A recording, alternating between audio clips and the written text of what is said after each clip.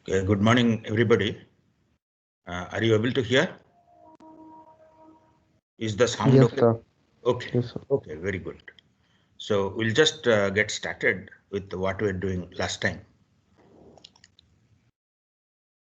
We are looking at the representation of floating point numbers in the IEEE floating point format. And we had said that this is one standardization effort which is has become very successful, used almost in every computer. The IEEE floating point representation is used, and we're just trying to understand the representation. There are two representations actually. One is single floating point format, the other is double format. The single format is 32 bits and the double format is 64 bits. In the 32-bit representation, one sign bit, exponent 8 bits, and the fraction part is 23 bits. And double sign 1 bit, exponent 11 bit, and fraction 52 bit. If we represent, it will be in this form. The first one is, of course, the sign bit. Depending on whether it is 0 and 1, it will be -1 or +1. And then we need to have this representation in a normalized form, 1 point some fraction, and then 2 to the power exponent minus bias. It's a biased representation, we'll just see that. And this 1 point fraction, so this is the full part here, 1, and then there is a binary point, implicit binary point, and then there is the fraction. But you will ask me that where is this whole part in the representation? We didn't show that, we just had sign, exponent, and fraction. Okay, the answer is that since it is always 1, it is not represented.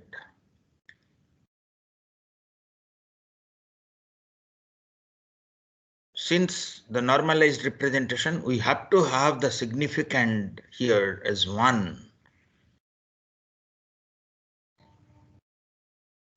It is implicit, it's not represented. And therefore, it will be 1.00000 to 1.9999, and of course, there is a 2 to the power exponent minus bias. So the significand lies between 1 and 2. It can be 1.0000 to 1.9999. And since the leading pre-binary point bit is always 1, we don't represent here. We just add it when we reconstruct the number, and when we convert to this format, we just omit it. Now this bias, it is 127 in single precision format and 1203 in the double precision format. Now, why this bias? You just have 2 to the power exponent minus bias. So if your exponent is 0, you will have minus 127. Now let's just investigate a little further. Okay, I think we had discussed this much in the last class, but then here is a homework for you, that what is the advantage of having the bias? Please investigate. And those who come with some answer, please mail it to me. Why the bias? How does it help? Because if you want to argue saying that it increases the range of the exponent, because I want to agree, because in the we did not use the bias, then it will be both negative and positive numbers, and we will have to have the exponent in a 2's complement format. But now it is more of an unsigned number because of the bias.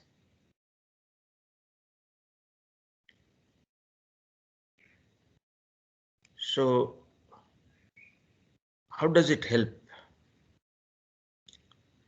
So we just take the actual exponent and add the bias to that. Makes all the exponent representation positive. That is obvious. But then how does it help? Why did they introduce this bias? That it helps represent larger exponent. I don't agree to that. So please think about it, do some study. Does it help and how does it help? Please send me your thought on that by email. And now let's do a few exercise. Represent minus 0.75 in floating point format. Notice the number minus here. So that means the sign bit is 1. And then if we represent 0.75 is 0.11.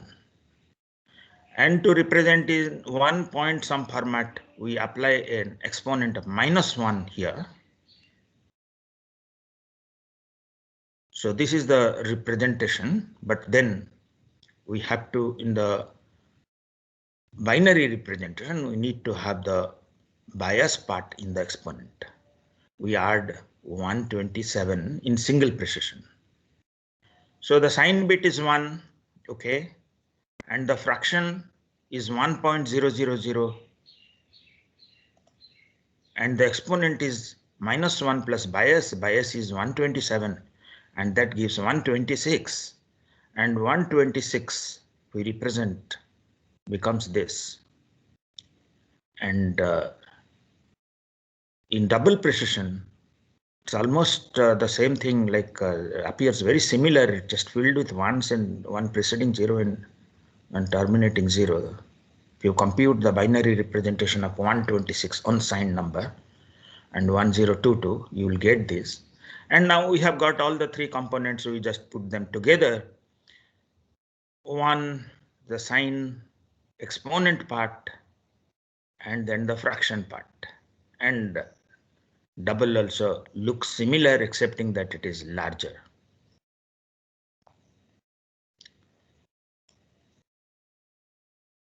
Now please do this exercise. Which number is represented by this representation? So the sign part, it's a negative number. And then this is the exponent part, but a biased exponent, and then the fraction part. So what is the decimal number represented by this? Please compute. Anybody can quickly compute.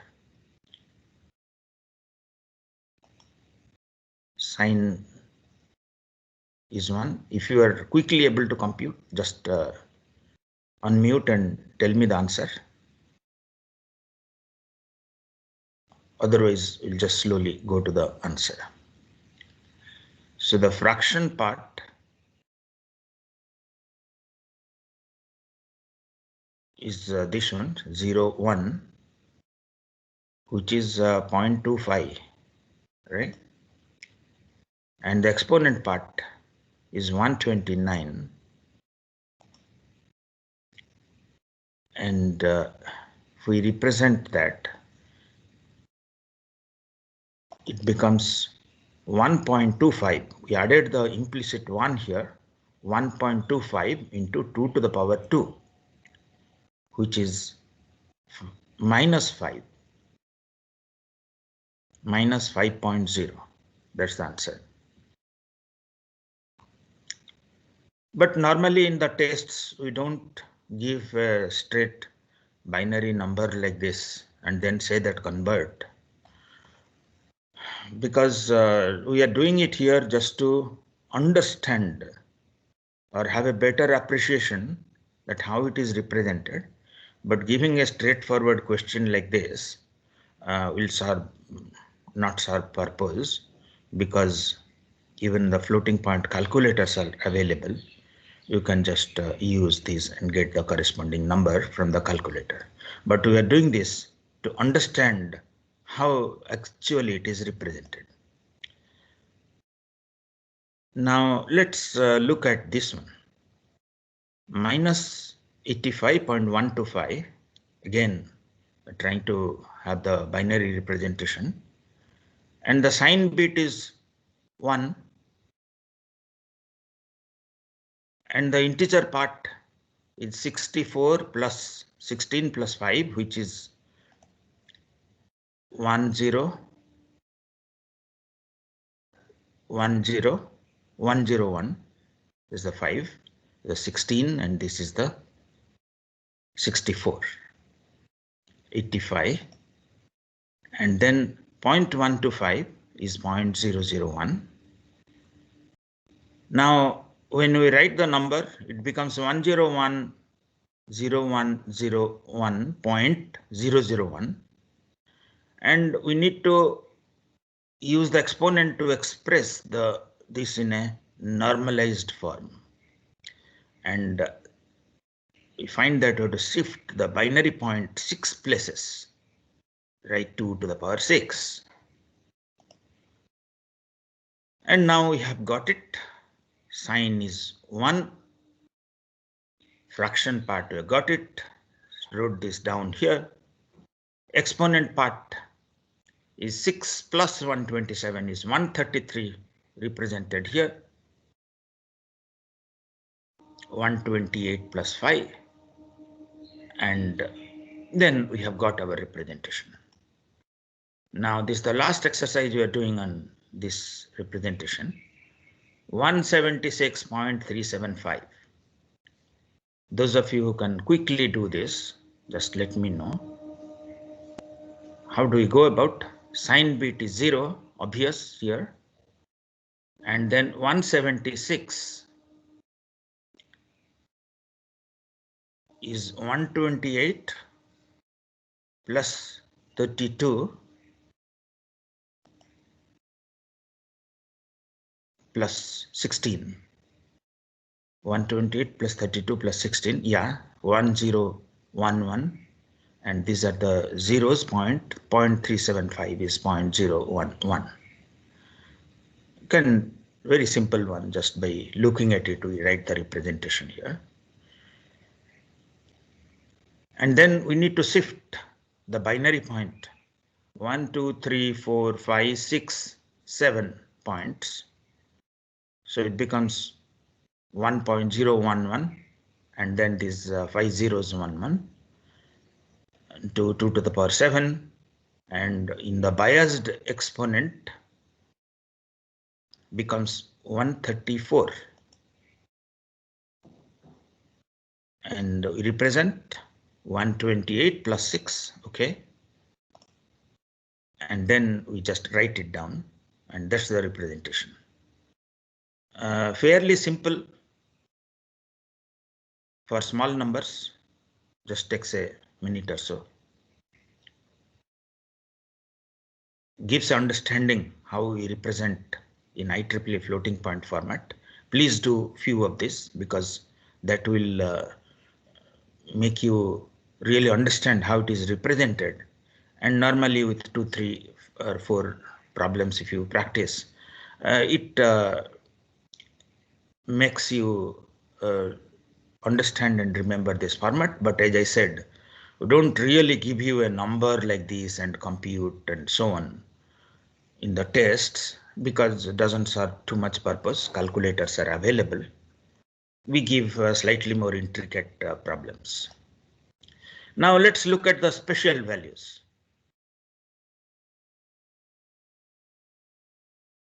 The ones that we saw just now, they are the exponent is 12254, and the fraction can be anything that is in the single precision. In double precision 122046, and the fraction can be anything. So this is what we saw.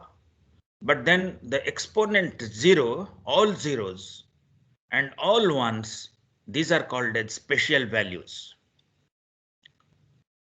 When the exponent is all zeros or exponent is all ones, we don't really construct the number as we did. They have special meaning. If the exponent is 0, fraction is 0,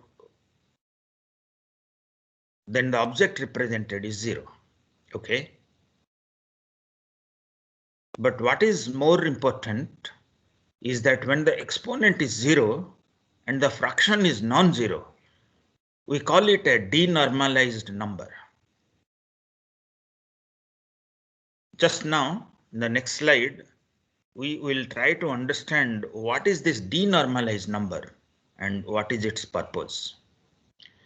And when it is exponent is all ones and the fraction part is 0, then this is a representation for infinity.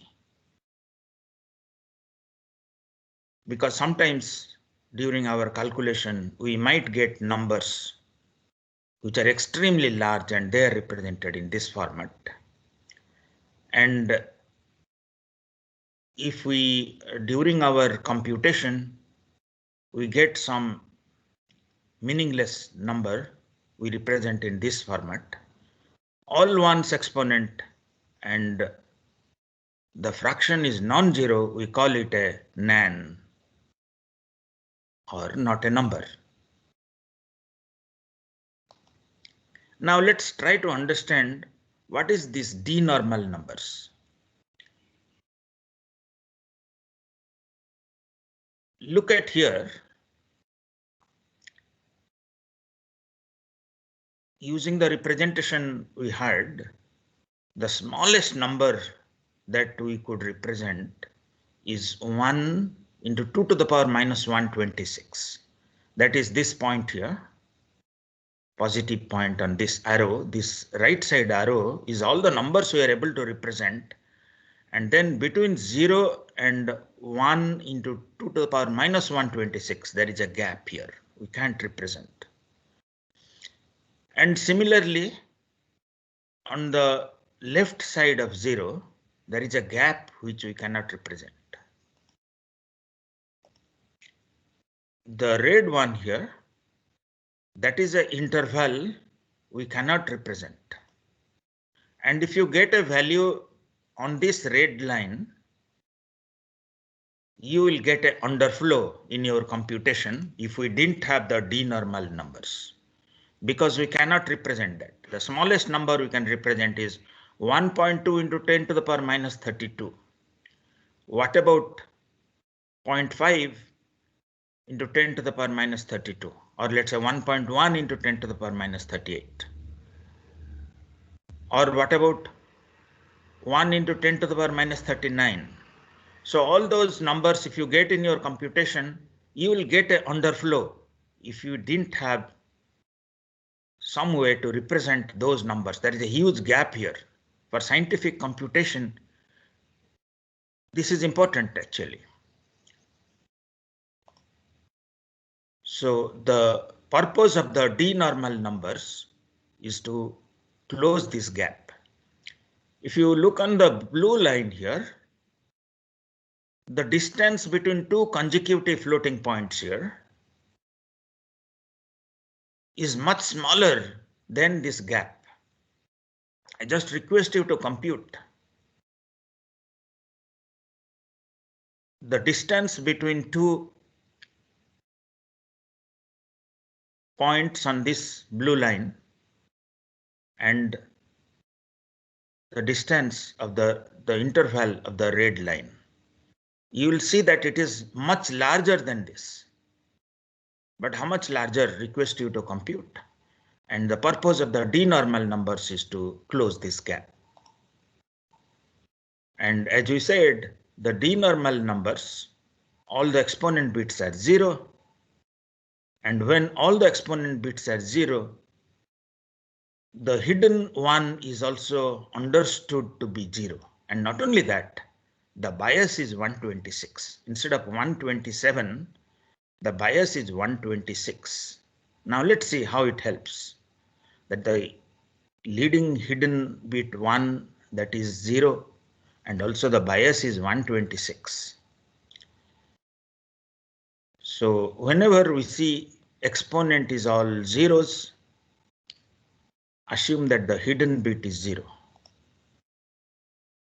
So it becomes this format. Whenever the exponent is all zeros,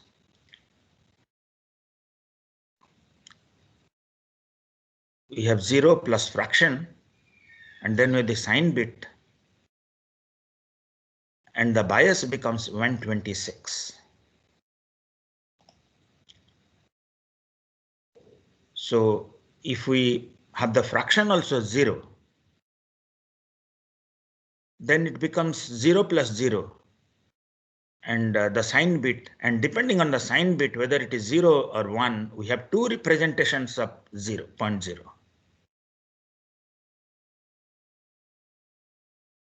Don't really need it, but then that's the way it is, plus 0.0 and minus 0.0. But then what is more interesting is that the largest subnormal number, if we have the fraction,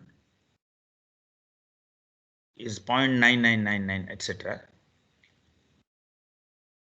and 2 to the power minus 126. Then if we look at the smallest normal floating point number, then they are very close. So we have closed the gap. That's the purpose of d-normal numbers. If you get a number which is likely to cause underflow, because of this gap between 0 and the smallest number that you can represent, we use, or the computer uses, the d-normal numbers. Now the other special values are the infinities and the nans. Infinity is when the exponent is all ones and the fraction part is zeros. And is used if we want to avoid overflow, repeated overflows. And when it is all ones and the fraction is non-zero, it is not a number or nan, represents some illegal or undefined results. Now let's look at floating point addition. This you know from your school days. How do we add this? We need to shift the exponent so that they are aligned. That's the first thing we do. Remember your school days. But then which exponent do we shift here? Can we make 9.999 and 10 to the power minus 1? So shift the larger one, or shift the smaller one to make it 10 to the power 1. Option here. In manual calculation, we did not bother, but then here we bother. We shift the number with the smaller exponent. So minus 1, we make it 10 to the power 1 and it becomes 0.016. Can anybody take a guess that why do we shift the number with the smaller exponent? Why not shift the number with the larger exponent? Yes, anybody like to answer this question? Sir, to prevent overflow, maybe. Overflow. See, overflow is when the numbers are large that we cannot represent. But here only the fraction part we are changing. The number is not changing at all. We are adding the same number. What about? Yes, please. Who is answering? Yes, please. So that the significant remains constant. It doesn't go to, for example, 9 to 10. It remains one digit. Okay, not really. I don't really agree to that. Anybody else would like to answer? Shubham Karmakar. Any ideas? I mean, why do we do this? Shift the number with smaller exponent and not the other way. Sir, no, sir, could not figure out. Okay. Okay. So it's not hard to figure out. Just think about it. That do we lose anything? If we shift the larger one, do we lose anything? So any kind of shift operation leads to loss of Okay. information. Okay. You are on the right track, but why shift the lower one? So that will lead to a lower change in the final value. Okay. Okay. So I Compared to think you are on the shifting. right track, Divyans. You are on the right track, but request everybody to just explore this. Good. Please explore. I leave it unanswered here at the moment. Just said that Divyans is on the right track. And we shift the number with smaller exponent and then add the two significants. And then we might have this other than a single digit on the pre-decimal point. And then we make it normalized again and then round it and re-normalize, because we may not be able to express the precision that we're getting here. So this is typically the step in a hardware implementation. We're not going to really look into the exact way it is represented, but we'll look at the overall idea of the representation. This is an example of floating point addition, trying to add these two numbers in decimal 0.5 and minus 0.4375. This is the representation, the normalized binary. Align the binary point, shift the one with the lower exponent, perform the addition of the significants, and then normalize the result, and then round and re-normalize. And those are the steps we need to represent in the hardware implementation of the floating point adder. And as you can see, there are a number of steps. It's much more complex than the integer adder. And if we make all these computations that compare their exponent, shift the one with the lower, add the fraction part, the significants, and then renormalize and so on, it will take much longer than all the integer operations, maybe 10 times longer. And if we perform this in one cycle, then our computer will become extremely slow.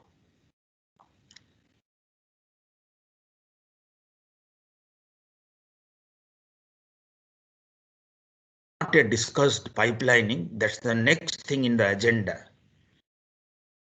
Okay, not next thing, just next to next thing.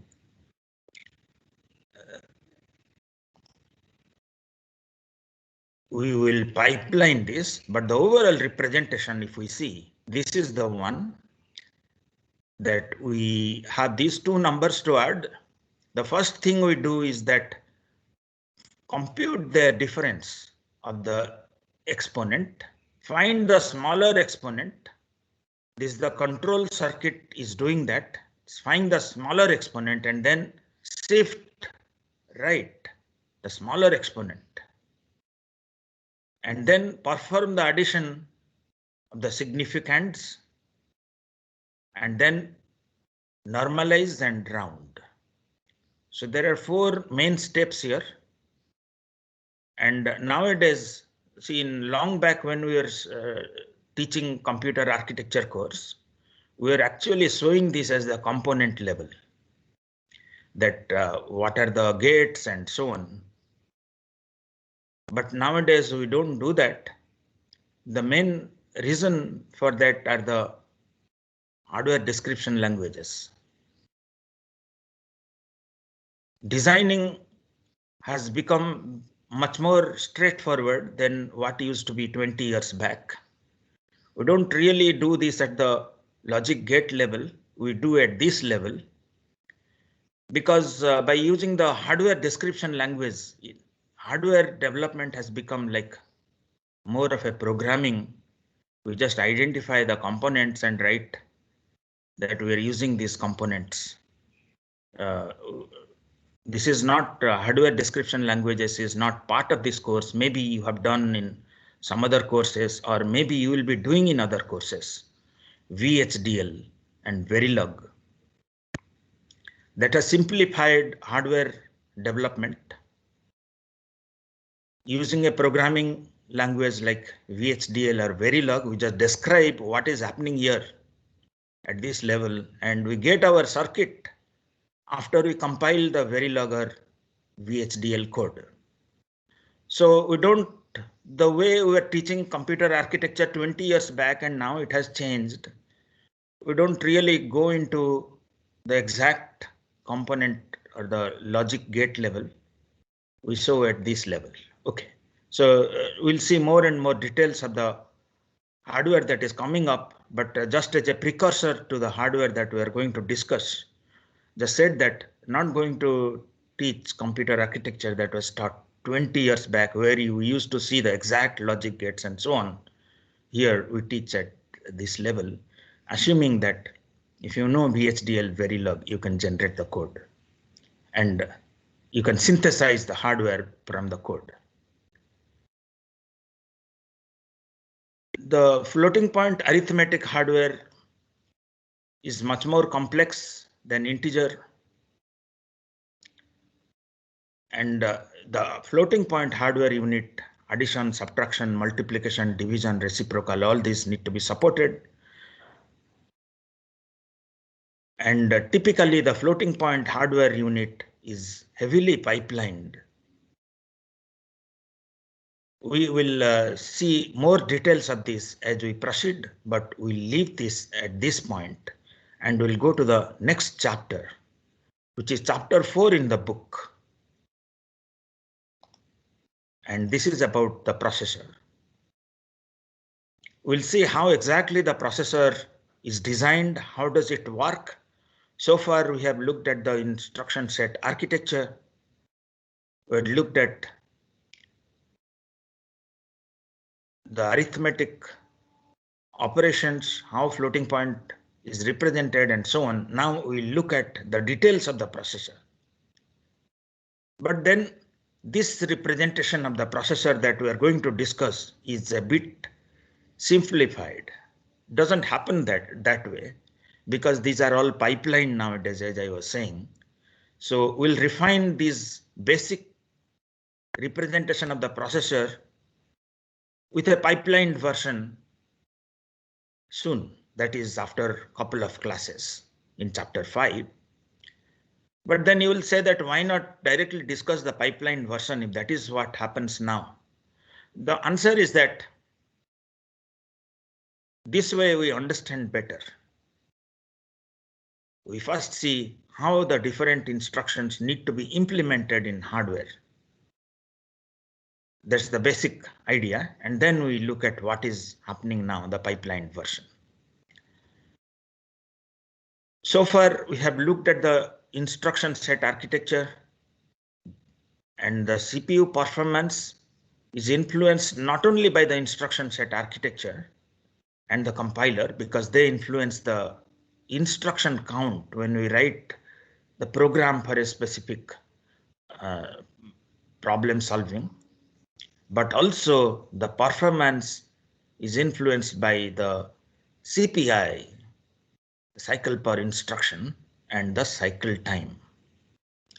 These are two major factors which influence the performance of the hardware. And as we discuss today,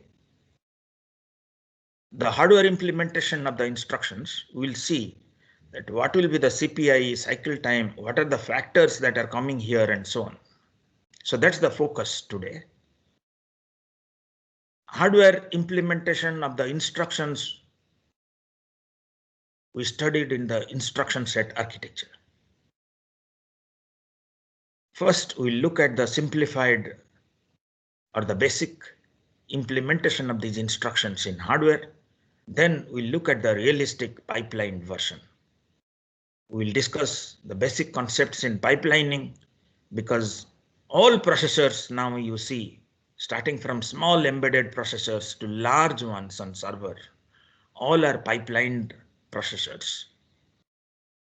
In last 20 years, that is one thing that has come and stayed. As I was telling you about the story that the Intel originally in the x86 Pentium processor didn't have, okay, not Pentium, 386 processor didn't have the pipeline.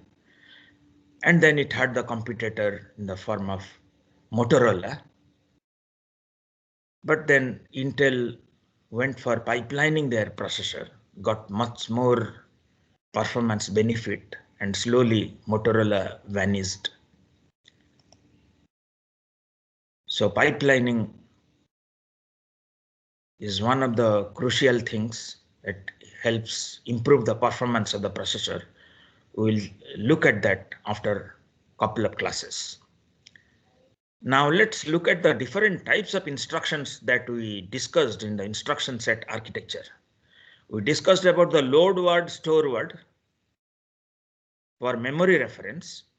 We discussed about various arithmetic and logical operations like add, subtract, and or set if less than, and the control transfer instructions like branch equal to jump, etc.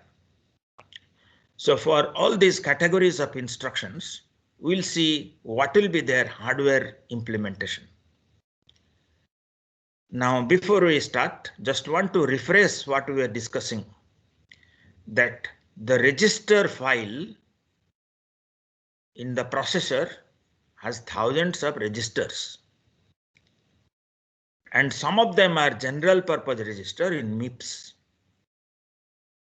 We know what are the general purpose registers, and there are special purpose registers like program counter, instruction register, and so on. And we had seen high, low register and so on. Those are special purpose registers. And then see the red one, they are a large number of invisible registers, not visible to the instruction set architecture. We will see as we proceed what is the use of these invisible registers. In the instruction execution, the first step, of course, is based on the program counter. The program counter is a special purpose register, points to the next instruction to be executed. So the next instruction is fetched, read from memory. That is the first step, get the instruction to be executed. And then the next step is to decode, find out what is the instruction. And then once we decode, we need to fetch the operands because they might be residing in the registers. So based on the register number, in the register file index, based on the register number, index into this general purpose register and then get the operand. So that's the next step. The third step, of course, is to execute, and for the arithmetic logic instructions, we just execute using the arithmetic logic unit. And for the load store kind of instructions, we compute the memory address, because this may be present in the form of some offset and some base register and so on. We use the adder to compute the exact address. And also for the branch type of instruction, we compute the branch target address. Remember that in the branch target address, we specify the number of instruction to be branched, because you need to add those trailing 0 bits to 0 bits. And also, it may be PC relative. We need to add the PC value to this, and so on. And then for the load store instruction, we need to store. So accessing data memory, we might have to read or store in the memory. So that we call as the store step. And then we increment the PC value depending on the address computed. If there is no branch instruction, just PC plus 4. So there are 4 main steps in instruction execution, very fundamental thing in instruction execution. All instructions will have instruction fetch, decode, execute, and store. So do you agree with me that all instructions will have these 4 phases: instruction fetch, decode, execute, store? Do you agree with me?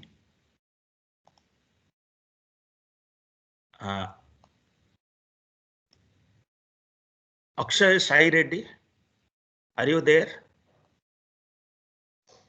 Akshay?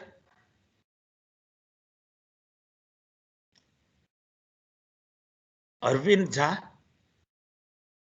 are you there?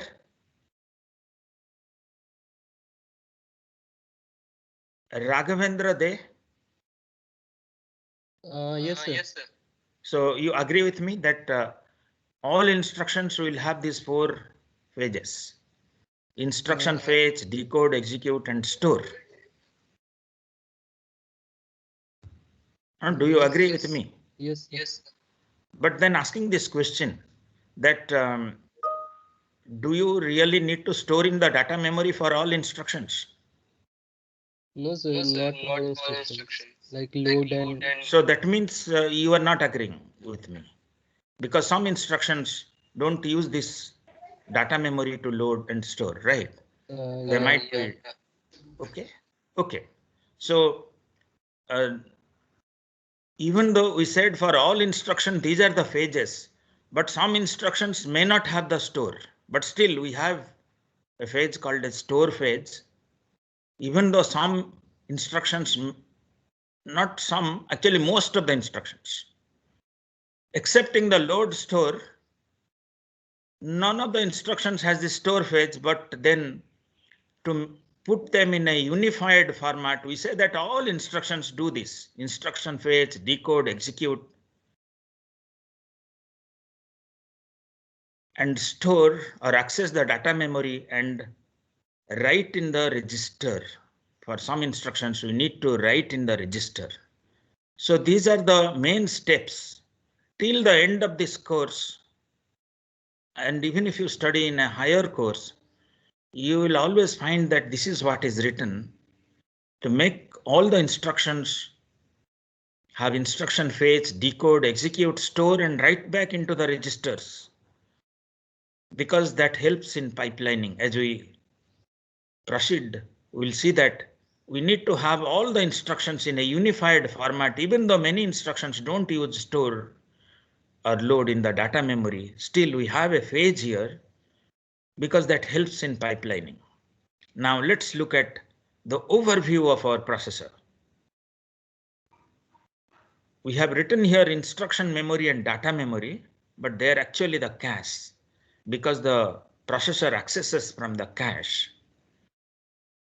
And based on the program counter value, read the instruction from the instruction memory or the cache, instruction cache. So that is the instruction fetch. And where does that instruction come here? Comes out here. And then based on that, we decode. And then find the registers, access the register file, and get the operands. And then use this ALU to compute the result, and for some instructions we store here in the data memory, and also we add 4 to the PC value, but then for some instruction we have this adder where we handle this jump and branch and so on. And then we use either this or this. And see here, there is another where coming out here, just coming to ALU. So what is the purpose of this where? Okay, the purpose is there may be immediate operands. They are not present in the register. One of the operand may be an immediate operand, and that is shown by this line coming out here.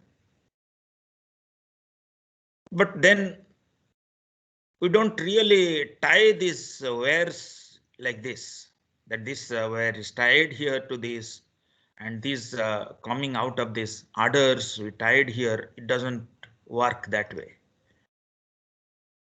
We need to select the specific line that is to be used. And how do we use that? How do we do that? We use multiplexers. So all the places where we tied the wires, we need to put multiplexers. Now let's do that. Okay. So we have put the multiplexers, and not only that, there has to be a control which controls that which multiplexer will be active, when exactly the instruction memory will give out the instruction, the register. So this is the overall control here through the control signals like write or read, memory read or memory write, etc. And also setting the multiplexers. All this is the work of the control, and all these blue lines, we call it as the control path. So the data path and the control path together form the overall processor design. We will see more details of this as we proceed from now. But before that, we need to just recapture some bit of the logic design. Many of you had course like digital electronics and so on, and some of you had said that they have read up, done courses and so on. Some had compulsory courses, but just to put you on a uniform ground, we'll just spend a couple of minutes just to refresh the basics. Low voltage is 0, high voltage is 1, and per bit we use 1 wire. And there are 2 types of logic elements we use. One is called as the combinational logic. Here, the output of a combinational element is a function of input. If we represent it in this form, we have several input bits are coming here. And depending on the value of these bits, we get some output. If it is an AND gate, OR gate, etc., all those are combinational elements, because based on the input, the output is uniquely determined by this function. It may be AND function, OR function, etc. But then we'll also deal with another type of logic gates, which are called as the sequential logic gates or state-based logic elements. And here, the output produced by these elements is not really a function of the input, because there is another input you can see. This is the memory. So depending on what happened earlier, that influences the result. Each time we give an input, we don't get the same output. It depends on something else, like what had happened, what is there in this memory. So we'll use these two types of basic elements to build our hardware, the combinational logic and the sequential or the state-based logic. The combinational elements, the examples are a AND gate, represent in this format. An adder is also a combinational element. We represent using this notation. Universally used, this notation is used across all books and literature. The multiplexer we represent in this way. And the multiplexer, depending on the select bit, either the I0 or I1, input 0 or input 1 is transmitted to the output, which basically implements the C functionality. The output is depending on the condition S or the select input, either input 1 or input 0 is assigned to Y. And an ALU we represent in this notation. You might see, you have seen already this notation. It's a very standard notation. We didn't tell about that time. And the F, see here F. F is basically what is the functionality the ALU need to do. Is it add? Is it subtract? Is it multiply? And so on. Now the sequential elements. As we said, these use some storage. They can store results. And then as the input, see this is a representation of a D flip-flop, which is a sequential circuit. And here there is a input here D, and the output appears when there is a clock here. We represent in this way. This is the notation. See here at the top we have the clock transitions, and depending on what is in the input, that is the D bits, at the clock rising edge, these are sampled and reflected in the Q. So the output of the Q changes immediately after the clock. Till the clock it does not change. So the output changes that we represent in this notation. So the meaning of this diagram is that on the rising edge of the clock, the input is sampled and the output is generated, and that is called as a edge triggered. We update the output when the clock changes from 0 to 1.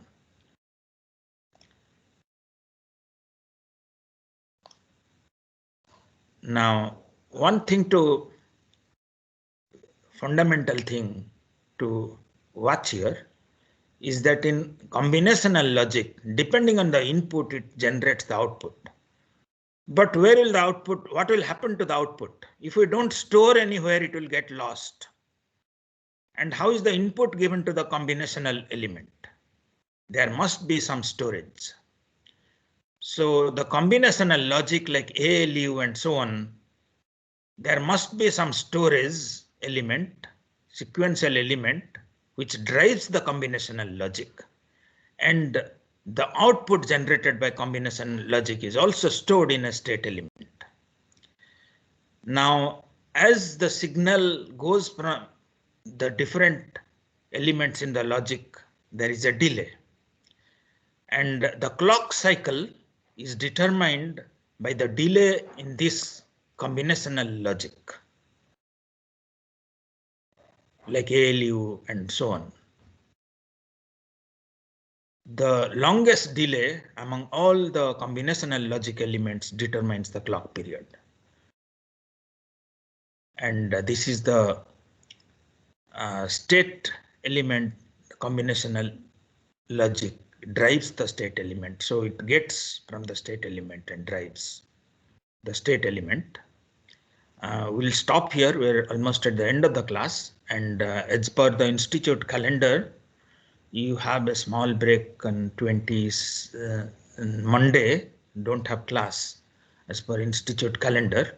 So we'll again meet on Thursday and we'll not have the quiz on this Monday. That's a break for you. And after the Thursday class, we will have the announcement for the next quiz, that is quiz 7. Anybody has any questions, comments here? Please unmute and ask any question or comment.